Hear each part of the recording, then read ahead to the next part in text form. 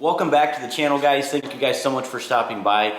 And in today's video, I'm going to show you exactly how to install up pipes, manifolds, as well as a downpipe on an L5P Duramax. Now, if you're interested in purchasing any sort of manifolds, up pipes, downpipes, kits like that for your Duramax, no matter what year it is, I left that link in the description below. It's truckmasterdiesel.com. But guys, this video took me a tremendous amount of time, so make sure you watch this video from start to finish. You can't miss a step, especially dealing with exhaust pieces. So with that being said, let's go ahead and get into the install.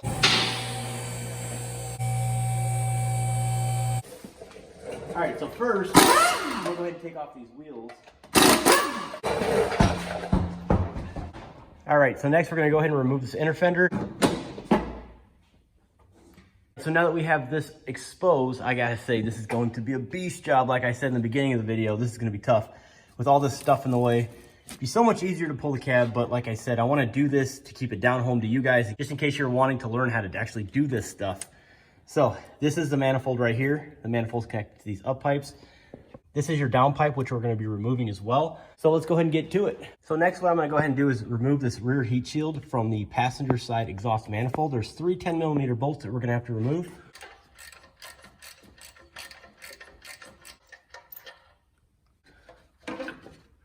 Part one down.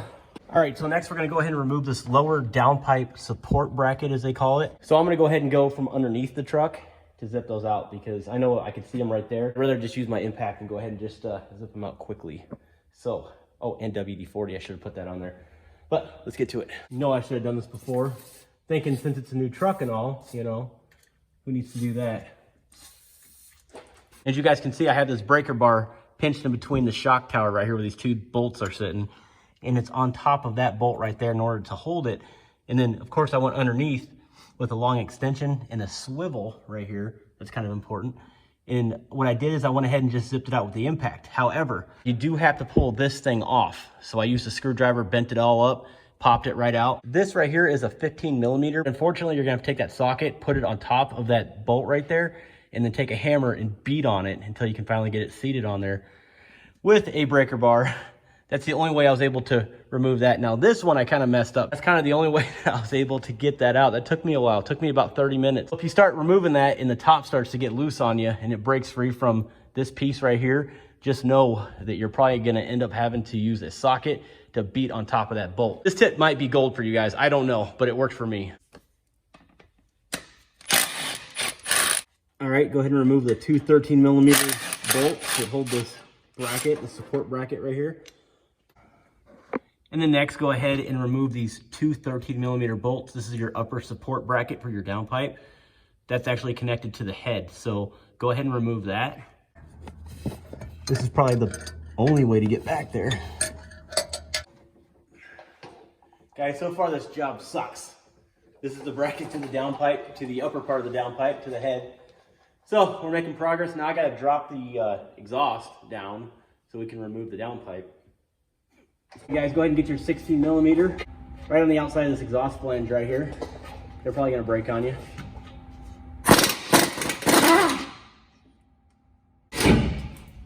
All right, that should give you plenty of wiggle room to maneuver this exhaust out of the way so you can actually drop that downpipe down. So let's go ahead and get to the top of the engine. All right, so next we're gonna go ahead and remove this heat shield right here from the upper EGR pipe, which is a 10mm.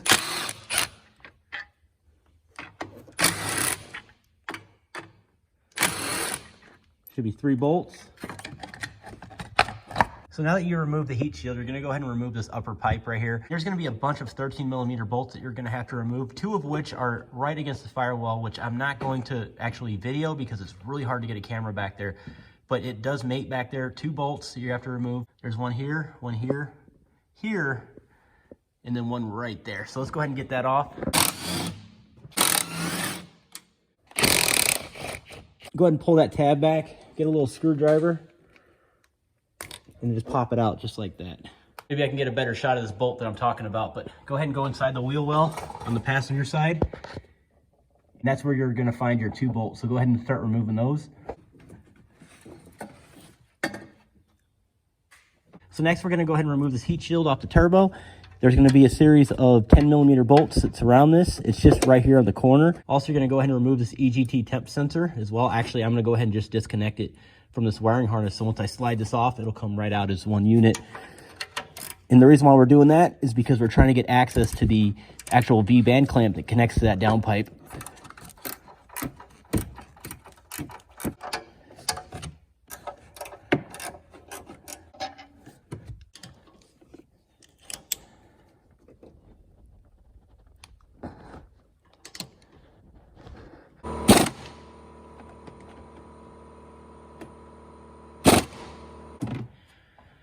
Not sure if you saw what I did there, but I took my impact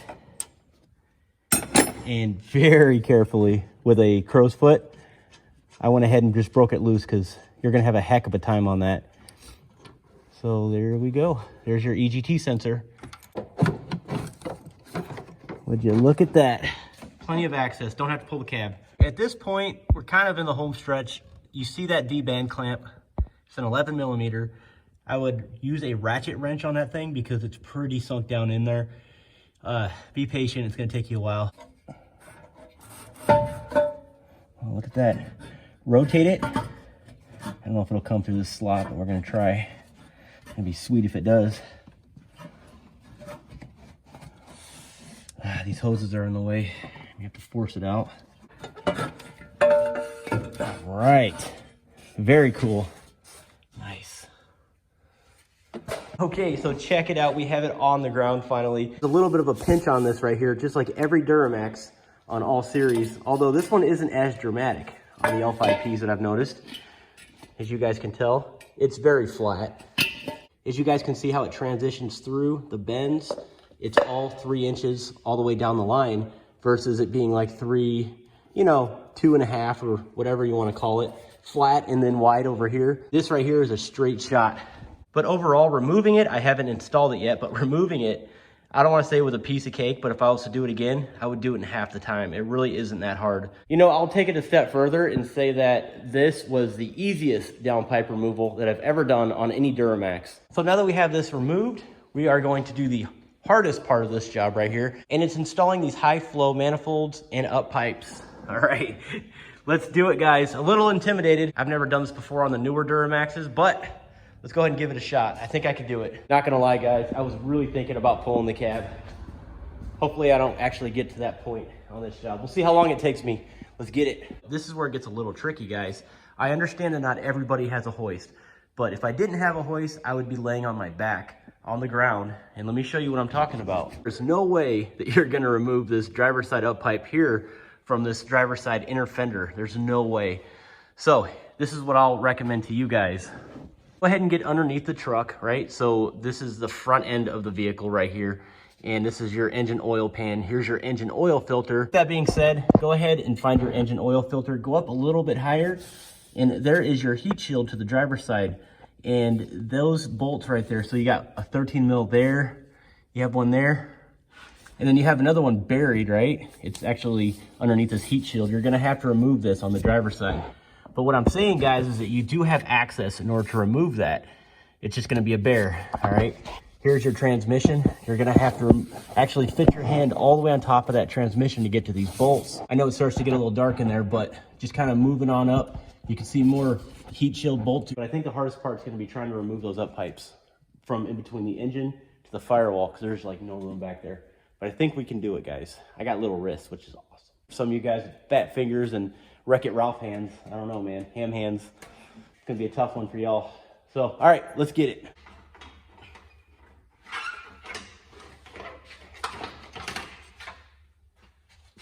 Guys, that part sucked.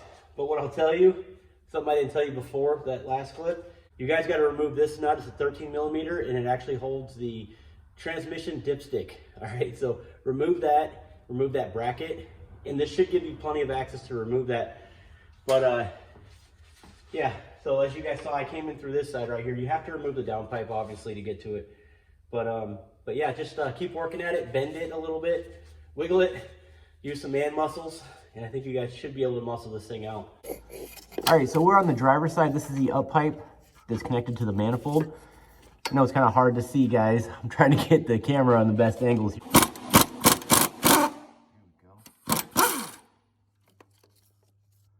these lines that you're seeing right here, those are your trans lines, and those are definitely going to be in the way. So we're freed up over here. We're going to go ahead and do the other side. Go ahead and get on the passenger side. We're going to go ahead and go back inside here. We're going to go ahead and remove this exhaust temperature probe right here. All right, so as you guys can see, I went ahead and unclipped the sensor and basically use a crow's foot. It's probably your best bet to get these sensors out. Now, if you're just removing the heat shield, you don't necessarily have to remove this off the bat, because once you remove the heat shield, it'll just come right through. But since we're there and it's on a harder structure, it's easier to go ahead and just remove it while we're looking at it. So that's that sensor. After that, we're gonna go ahead and remove this heat shield. But as you guys can see, you got one here, here, and you got one right there. But we definitely will reuse this. While we're at it, we're gonna go ahead and remove this heat shield as well. We're exposing our manifolds finally. Here is our bolts that we're looking for. And again, guys, we did it from the bottom on the driver's side. We removed these bolts on the driver's side to that manifold. But the good thing is that since we have the downpipe removed, we have plenty of access back there to get our hand back there and remove every single one of those 13mm bolts that are connected to the turbo. These heat shields are a joy to get off, I gotta say. I think the easiest way to explain this, just like any Duramax removing heat shields, or really any vehicle, it seems like, you're gonna have to bend some of the stuff up, guys, in order for you to remove it. Because again, the cab's on the truck, so you're not gonna have a whole lot of access. It's nearly impossible to remove it without damaging it.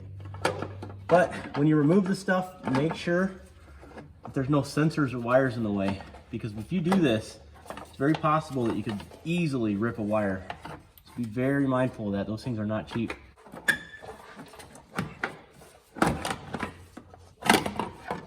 I did have to fold underneath here in order to work its way loose. It was stuck around that pipe on the top, but we were able to get her out, which gives us plenty of access to these bolts right here, because this manifold with this up leg right here that connects to this EGR, it has to be removed. We have all access. It looks kind of like a Duramax now instead of a robot. Cool.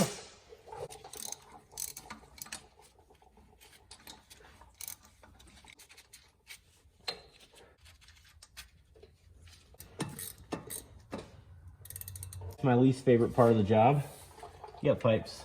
I think the manifolds are actually harder, but the up pipes are very time consuming. Just breaking these loose for now. This is the easiest one, by the way.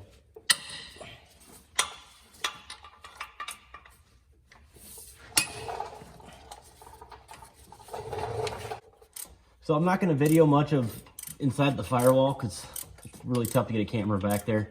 But you guys get the point. I'm going to be using that breaker bar. I'm also going to be using a ratchet wrench as well as a ratchet. And I'm just going to get my hand all the way back there, guys, start working all those free. But so far, I got to say that this is probably a lot easier than a LMM Duramax or an LBZ. Just a few things to note. Everything looks so puny in here. You know, these injectors look tiny. Look at these lines right here. Look how small those lines are. Really easy to get to, though. You know what's really funny is they have this like styrofoam stuff that's right on top of the upper valve cover. You see that? But everything, guys, is covered in heat shield. Everything. I'm sure there's a reason for that. Check it out, guys. It's possible. All right. This is your passenger side pipe. And I gotta say, this took me, just to get these 3 bolts off, I gotta say it took me about 30 minutes. So maybe 20. But let me show you the magic. Let me show you the secret on how we remove those. Basically, you're gonna need a 1/2-inch wrench with something you can slide that over, okay? Because if you try to use a breaker bar, you're not gonna get enough leverage. You're gonna need a nice heavy-duty 1/2-inch ratchet in order to bust that. That's from my experience anyways. And this is a cheater pipe, but I did take it from one of my floor jacks because it's perfect to fit that over, okay? So basically what I do is I take this first, I go ahead and I feed it right through there, get it on that bolt, and then line up that cheater pipe right over that ratchet, and then I'll pick up like that. Easiest way to do it, guys, I guess. So this right here is a deep socket, and that right there is an extension, okay? So you may end up needing to use that, it just really depends, but for the most part, I've been using that. But we're not out of the woods yet. I'm gonna go ahead and reach back there and start removing the bolts off of the driver's side up pipe that connects to the turbo. And once we're done with that, I'm gonna go ahead and remove this manifold. So let's keep plugging away. One thing that I like to do once I break these loose is work your way down on the ratchets. That way you have more access and more space to work these loose, because all this stuff is Loctite, guys. Everything on these bolts are Loctite. But these bolts are gonna fight you tooth and nail until it finally gets almost all the way out. Just a heads up. All right, that's it, guys. We got it. Whew. See how it's kind of stuck in there? I'm gonna set the camera down. It's kind of hard to do this with one hand. And I'll get back with you guys. Go ahead and get on the driver's side underneath the truck. I have it sort of rotated so it'll clear right in between this, I guess, transmission bell housing and the engine block. Here's the problem, guys, that you're gonna run into. So this is gonna be extremely hard in the video, but do you see the up pipe bracket right there? Do you see the heat shield bracket? It's banging against the transmission dipstick bracket. See that? Okay, so with two hands, you're gonna have to get a hand right underneath there and that up pipe. Basically what you're gonna have to do is try to fish that up underneath, okay? So it's already loose, the transmission dipstick's already loose. You just gotta try to get it underneath that bracket.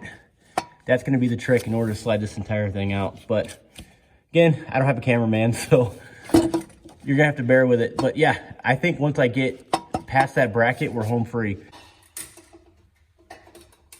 Look at that, guys. It is possible.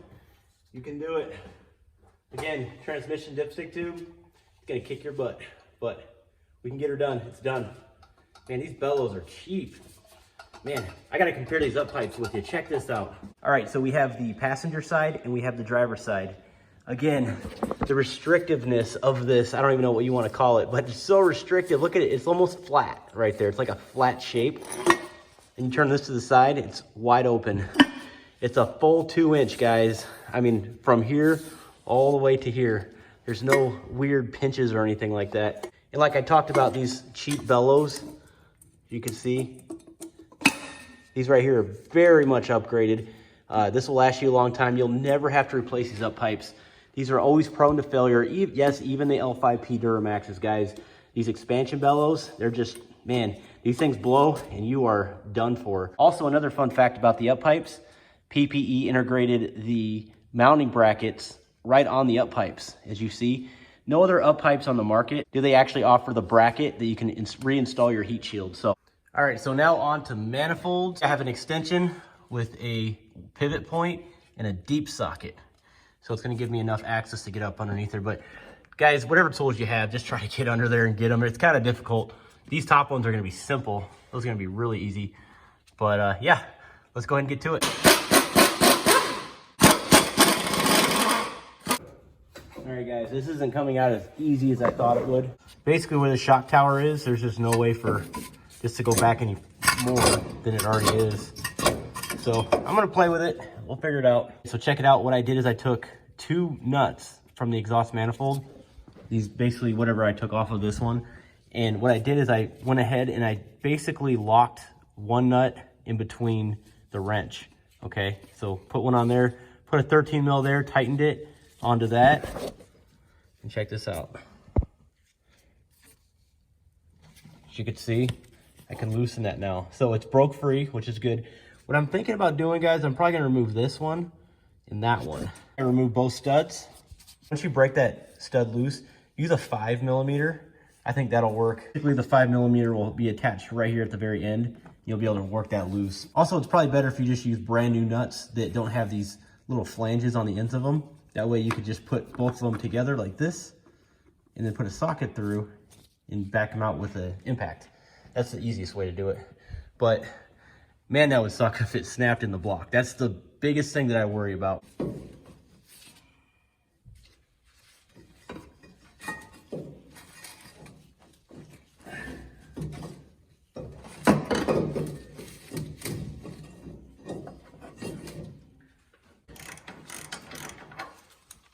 Not gonna find anything on the internet, nothing on YouTube. Trying to help you guys out here. Shock removed.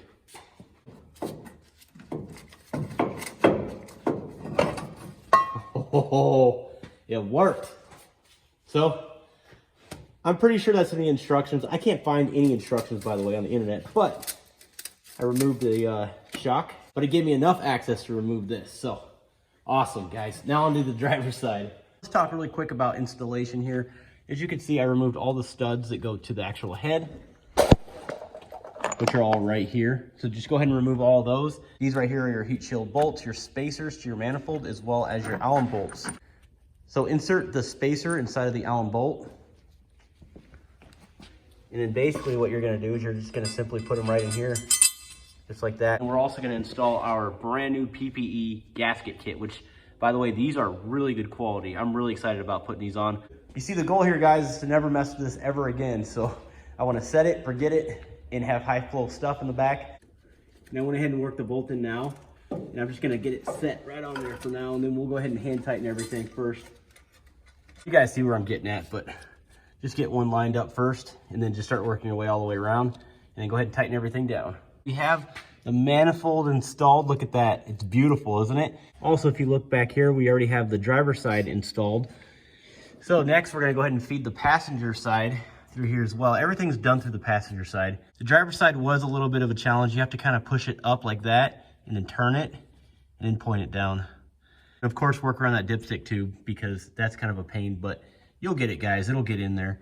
Just a little finesse. So let's go ahead and get this passenger side up pipe on. It's highly recommended that you install the heat shields back on, but it's your preference. Remember, the bigger side right here is going to your manifold. Smaller side is going up to the turbo. What I'm gonna do is I'm actually gonna go ahead and just pre-game it. Do my best anyways. Set a couple bolts in there. They're probably gonna fall out when they go up in there, but I'll do my best. That way it's kind of already in line. We'll see what happens. I do this with all my Duramaxes.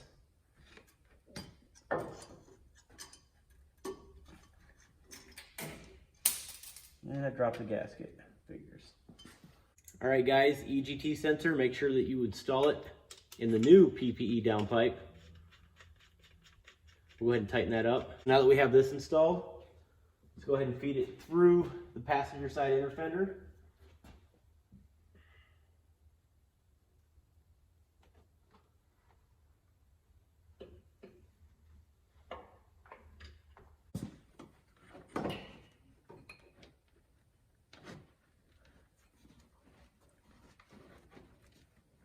Tell you what, I've been fighting these hoses all day.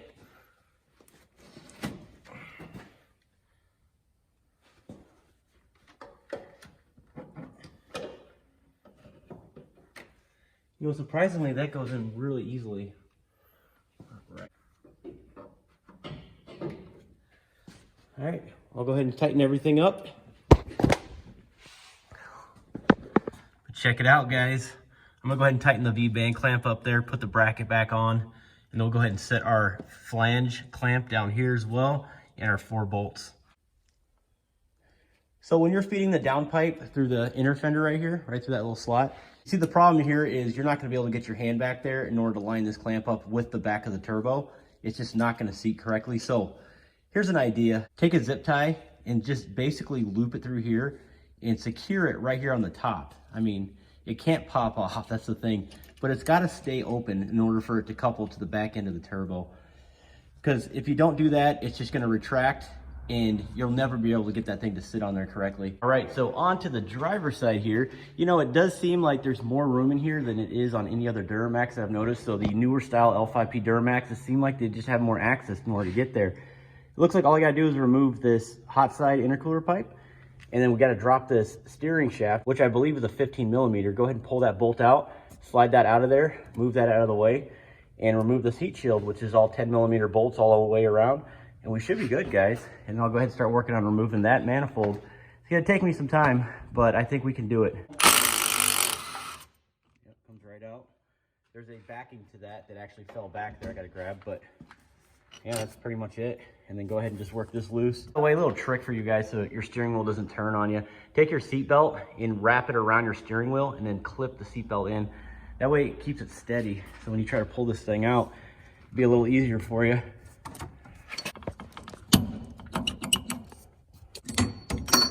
Just like that.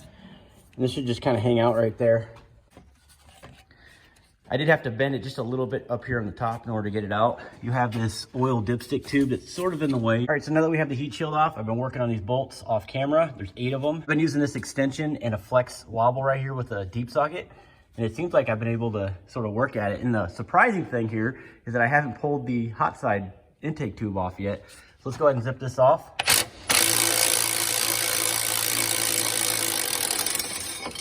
That's it, guys.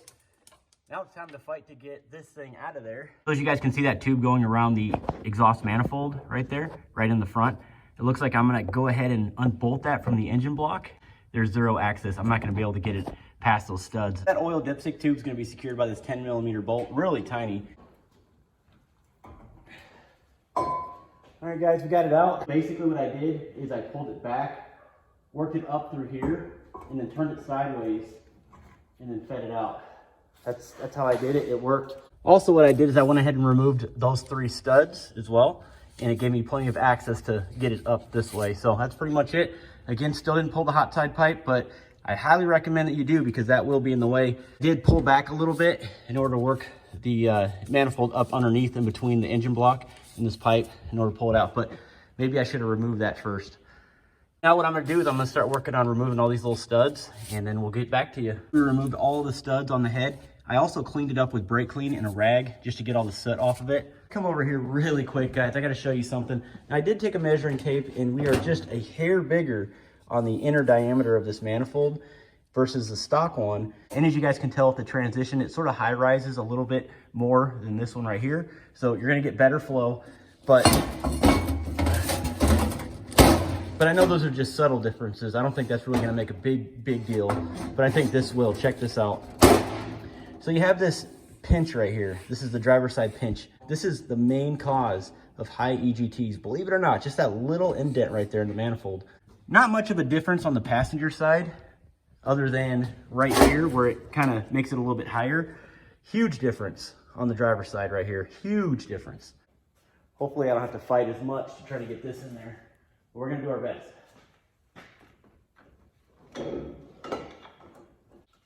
We'll get it in there.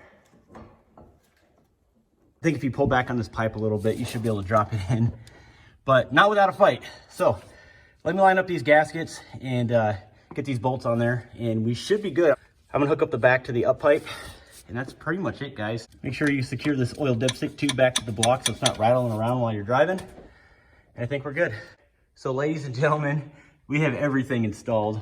Really this side right here was easy. It wasn't that bad. If I would have removed the hot side intercooler pipe right here, but guys, I'm whooped. This, I'm gonna start it up, and I'm sure everything's fine, but this probably took me about 20 hours, to be honest with you. And kind of thinking about everything, I should have probably went ahead and just pulled the cab and or removed the transmission. But you know what, guys? It's possible. It is so possible to do this job without doing any of that.